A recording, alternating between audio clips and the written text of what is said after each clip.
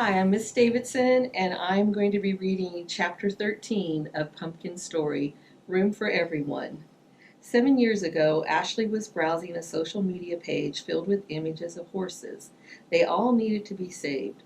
Volunteers ran pages like this to help organize rescues for horses that would otherwise be killed. It wasn't as if one person could save all those horses, but a few people working together could reach out to all the people they knew and try to find a better home for each and every one. That's where Ashley had met her friend Julia. They were both on a mission to save horses, so they became fast friends. Similar to Ashley, Julia found herself saving a horse, a wild Mustang named Helena, before she even realized what she was doing. Not long after that, she started her own sanctuary in New Jersey. It was soon filled with rescued horses, goats, lambs, turkeys, hens, and piglets. Without Julia, more than 500 animals would have been neglected, abused, or slaughtered for their meat. She also fostered puppies and kittens, which means she gave them a temporary home before they could find their forever homes. The extra time she gave those pets probably saved their lives. They came from kill shelters, which are animal shelters that will house a pet for only a certain amount of time before they decide to put it to sleep. Julia and Ashley were similar in many ways. Now that the two friends both ran sanctuaries, they were closer than ever, and it turned out that the farm next to Julia's was for sale. It had all the things Ashley was looking for in a new property: plenty of room for all her rescues, large pastures for her animals to run around in, and a house for her and Deacon to live in. It was out of her budget, but she decided she wanted to see it anyway. At the very least, she'd get to spend some time with her best friend. The two animal lovers walked around the empty dairy farm together. Julia was one of the few people Ashley could talk to who truly understood the depth of what Ashley went through every day because she went through it herself. The first time they finally met in person was only a few years ago, and it was at a livestock auction. That day, they were able to save a couple of animals together. Now they had a chance to be neighbors and continue their mission side by side. There was one thought that came to Ashley's mind as she walked around the property. It was huge, nearly 170 acres.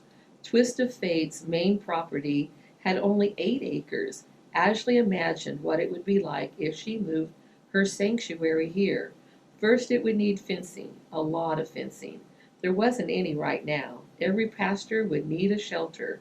She liked to provide her rescues with a shed that they could choose to enter whenever they wanted to stay warm or dry.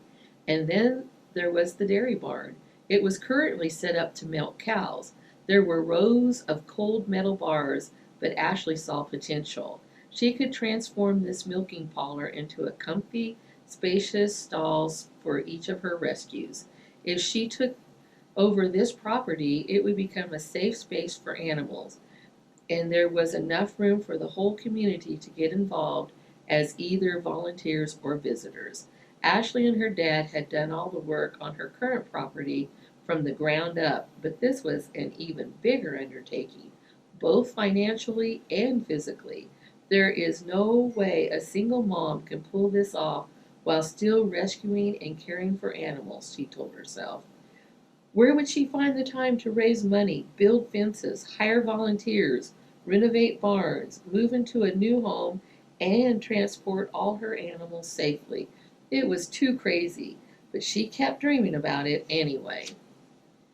Ashley straightened Cumber's leg and wrapped it in a bandage. Then she dipped some casting material in a bucket of water and applied it to Cumber's legs. She waited a few minutes for it to dry, then cut it off. She was in the process of making a cast of each of Cumber's legs. When she was done, she'd mail the 4 casts to Derek in Virginia. He'd then get to work on shaping 4 custom braces for Cumber, just as he had done for Pumpkin.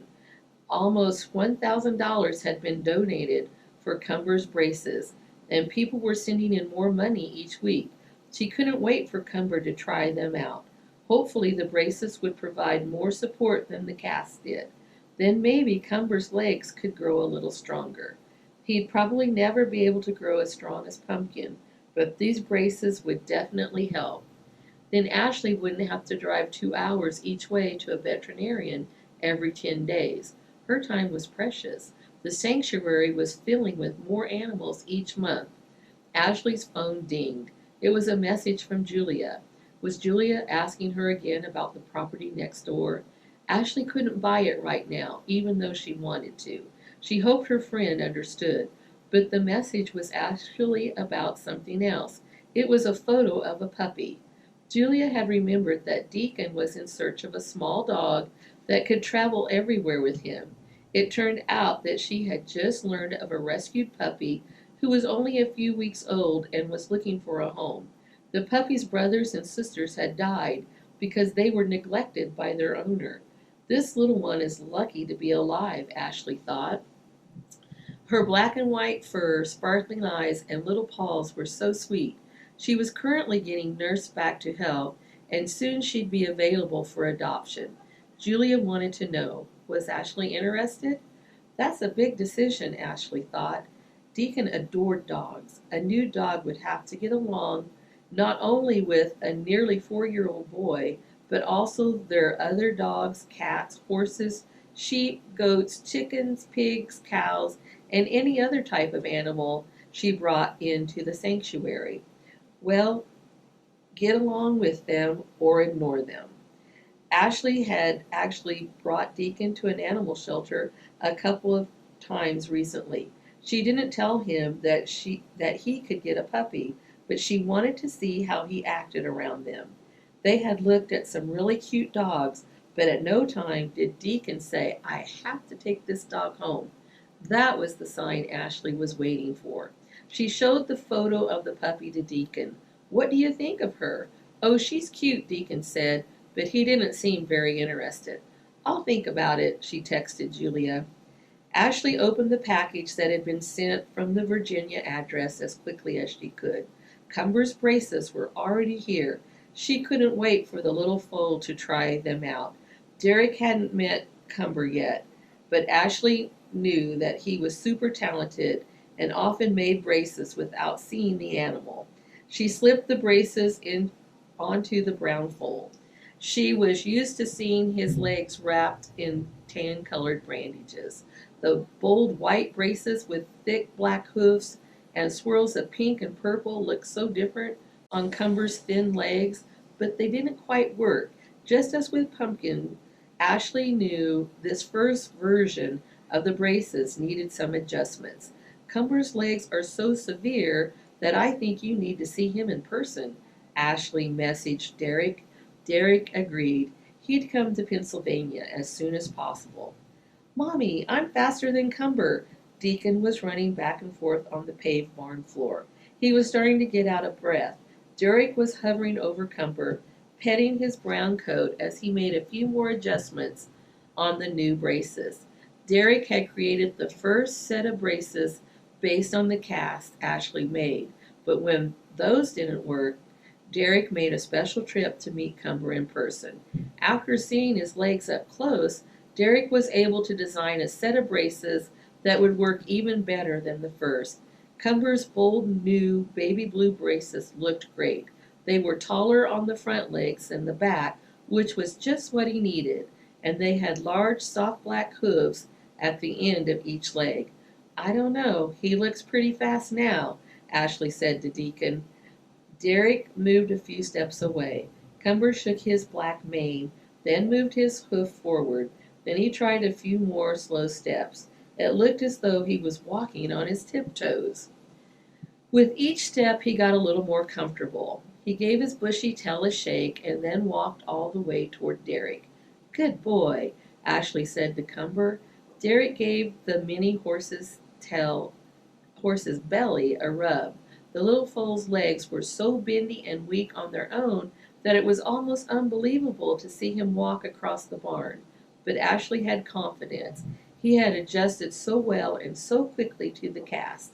She knew he'd get the hang of these braces eventually.